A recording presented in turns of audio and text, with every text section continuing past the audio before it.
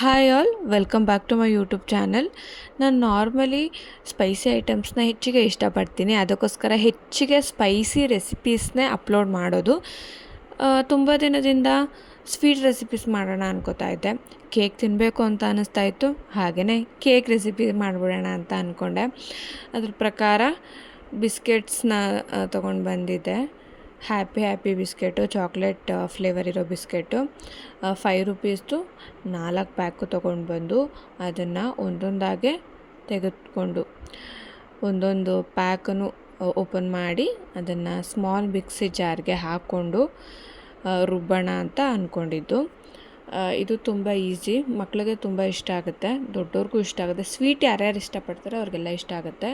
ಇದನ್ನು ಚೆನ್ನಾಗಿ ಗ್ರೈಂಡ್ ಮಾಡಬೇಕು, ಪೌಡರ್ ಆಗೋವರೆಗೂ ಗ್ರೈಂಡ್ ಮಾಡಿಕೊಂಡು ಒಂದು ಬೌಲ್ ತೊಗೊಂಡು ಅದಕ್ಕೆ ಗ್ರೈಂಡ್ ಮಾಡ್ಕೊಂಡಿರುವಂತಹ ಪೌಡರನ್ನು, ಬಿಸ್ಕೆಟ್ ಪೌಡರನ್ನು ಹಾಕಬೇಕು. ಅದಕ್ಕೆ ಒಂದು 6ರಿಂದ 7 ಸ್ಪೂನು ಮಿಲ್ಕ್ ಪೌಡರು, ಒಂದು 4ರಿಂದ 5 spoon sugar, Eno powder 1 pack, ಒಂದು 11 ರೂಪೀಸ್ದು 1 ಪ್ಯಾಕ್ ಅಷ್ಟನ್ನು ಚೆನ್ನಾಗಿ ಮಿಕ್ಸ್ ಮಾಡ್ಕೋಬೇಕು. ಮಿಲ್ಕ್ ಪೌಡರು ಒಳ್ಳೆ ಟೇಸ್ಟ್ ಕೊಡುತ್ತೆ. ಹಾಲನ್ನಾದರೂ ತೊಗೋಬೋದು ಅಥವಾ ಹಾಲು ಪೌಡರ್ನಾದರೂ ತೊಗೋಬೋದು, ಆಪ್ಷನಲ್ಲು, ಎರಡರಲ್ಲಿ ಯಾವುದಾದ್ರೂ ತೊಗೋಬೋದು. ಬಟ್ ಎರಡರಲ್ಲಿ ಒಂದನ್ನಾದರೂ ತೊಗೋಬೇಕು, ಅದು ಟೇಸ್ಟ್ ಕೊಡುತ್ತೆ. ಇದಕ್ಕೆ ಸ್ವಲ್ಪ ನೀರನ್ನು ಹಾಕ್ಕೊಂಡು ಮಿಕ್ಸ್ ಮಾಡ್ಕೋಬೇಕು. ತಿಕ್ಕಾಗಿ ಬರಬೇಕು. ತುಂಬ ನೀರು ಹಾಕ್ಕೊಂಬಿಟ್ರೆ ತೆಳು ಆಗುತ್ತೆ. ಸೊ ನೋಡಿಕೊಂಡು, ಕನ್ಸಿಸ್ಟೆಂಟ್ ನೋಡಿಕೊಂಡು ಮಿಕ್ಸ್ ಮಾಡ್ಕೋಬೇಕು. ಮಿಕ್ಸ್ ಮಾಡ್ತಾನೆ ನಿಮಗೆ ಗೊತ್ತಾಗ್ಬಿಡುತ್ತೆ, ಹದವಾಗಿ ಬರುತ್ತೆ. ಕೇಕ್ಗೆ ನಿಮಗೆ ಯಾವ ಥರ ಬೇಕು ಕನ್ಸಿಸ್ಟೆನ್ಸಿ, ಆ ಥರ ನೋಡಿಕೊಂಡು ಈ ಥರ ಮಿಕ್ಸ್ ಮಾಡ್ಕೊತಾ ಒಂದು ಚೂರೇ ನೀರು ಹಾಕ್ಕೋಬೇಕು. ಏಕೆಂದರೆ ನಾನಿಲ್ಲಿ ಹಾಲು ಹಾಕ್ಕೊಂಡಿಲ್ಲ, ಎಲ್ಲ ಪೌಡರ್ ಐಟಮೇ ಹಾಕ್ಕೊಂಡಿರೋದಲ್ವಾ. ಸೊ ಅದಕ್ಕೋಸ್ಕರ ಸ್ವಲ್ಪ ನೀರು ಹಾಕ್ಕೊಂಡು ಈ ಥರ ಮಿಕ್ಸ್ ಮಾಡ್ಕೊಳ್ತಾರೋ. ತುಂಬ ಗಟ್ಟಿಯಾಗಿಬಿಟ್ರೆ ಚೆನ್ನಾಗಿರೋದಿಲ್ಲ, ತೆಳು ಆದರೂ ಚೆನ್ನಾಗಿರೋದಿಲ್ಲ. ಸೊ ಅದಕ್ಕೋಸ್ಕರ ಮೀಡಿಯಮಾಗಿ ತಿಕ್ಕಾಗಿ ಈ ಥರ ಮಿಕ್ಸ್ ಮಾಡಿಕೊಂಡು ನೋಡ್ತಿದ್ರೆ ಗೊತ್ತಾಗುತ್ತೆ ಕನ್ಸಿಸ್ಟೆನ್ಸಿ ಯಾವ ಥರ ಇದೆ ಅಂತ. ಸ್ವಲ್ಪ ಚಾಕ್ಲೇಟ್ ಮೆಲ್ಟ್ ಮಾಡಿದಾಗ ಯಾವ ಥರ ಬರುತ್ತೆ ಆ ಒಂದು ಹದ ಬರಬೇಕು, ಅಲ್ಲಿವರೆಗೂ ಮಿಕ್ಸ್ ಮಾಡಬೇಕು. ನೋಡಿ, ಈ ಥರ ಮಿಕ್ಸ್ ಮಾಡಿಬಿಟ್ಟು ನೋಡಿದ್ರೆ ಹೇಗೆ ಅದು ನೀಟಾಗಿ ಬರ್ತಾಯಿದೆ. ಅಷ್ಟೇ ಒಂದು ಕ್ವಾಂಟಿಟಿಯಲ್ಲಿ, ಅಷ್ಟೇ ಒಂದು ಹದವಾಗಿ ಬಂದಮೇಲೆ, ಮಿಕ್ಸ್ ಮಾಡಿದ್ಮೇಲೆ ಅದನ್ನು ನಾನು ಮೈಕ್ರೋ ಓವೆನಲ್ಲಿ ಇಡ್ತಾಯಿದ್ದೀನಿ.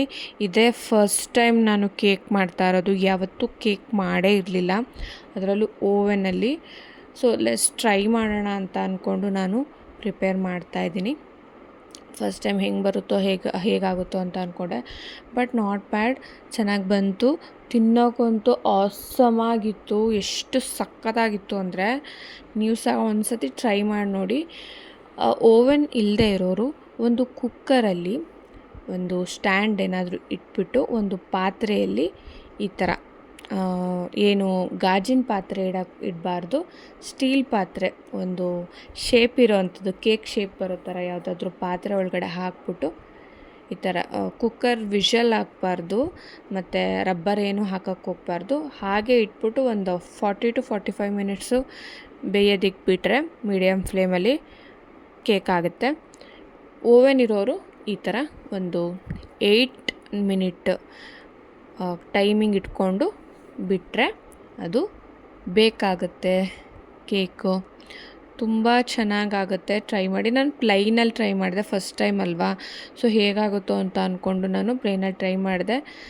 ಸಾಫ್ಟಾಗಿತ್ತು, ಆಲ್ಮೋಸ್ಟ್ ಆಗೇ ಹೋಗಿತ್ತು ಕೇಕು. ಒಂದು 2ರಿಂದ 3 ನಿಮಿಷ ಆರೋದಕ್ಕೆ ಬಿಟ್ಟು ನಾನು ಈ ಥರ ದಬಾಕಿ ನೋಡಿದೆ, ಬಟ್ ಅದು ಬಿಡಲಿಲ್ಲ ಗಾಜಿನ ಪಾತ್ರೆಯಿಂದ.